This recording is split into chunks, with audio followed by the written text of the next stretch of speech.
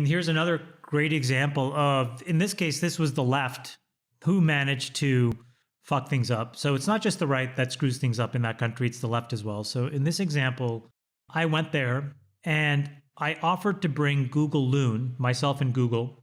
We offered to bring internet access to the entire country, like guaranteed internet access. This was like 5 years ago. And we set up an entity, and the government tried to do the right thing and grant some spectrum. And instead of sort of like fast tracking this and allowing, this project to become a reality, there was an enormous amount of infighting that essentially said that, we were trying to steal the license, or we stole the license, or we were trying to monetize the license. And both me and Google were just like, forget this is not worth it. And we abandoned the project and walked away. Instead, Google ends up servicing a whole bunch of other countries. And the reason why Sri Lanka was part of it is because the balloons follow a certain orbit, and it would go over Sri Lanka no matter what. So it's kind of like, we can light it up for free. All we need is spectrum in this country. Google's already doing that work. So, I've gone there a few times. I found it very difficult to try to do the right thing. I think there's a level of infighting that I hope this crisis changes. I also think that it's an opportunity for people to reset writ large autocracy that runs many of these countries, including the United States, quite honestly.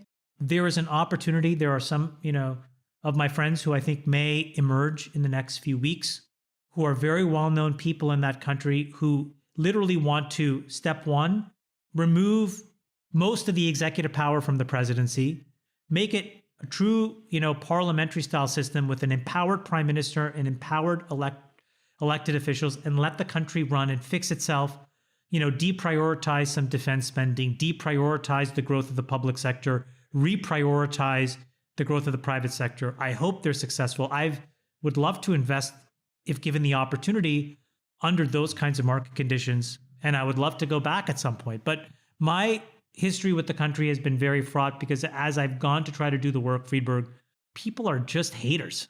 And they'll cut their nose off despite they'll just do the worst things possible. Chamath, I think you have a second swing at bat here.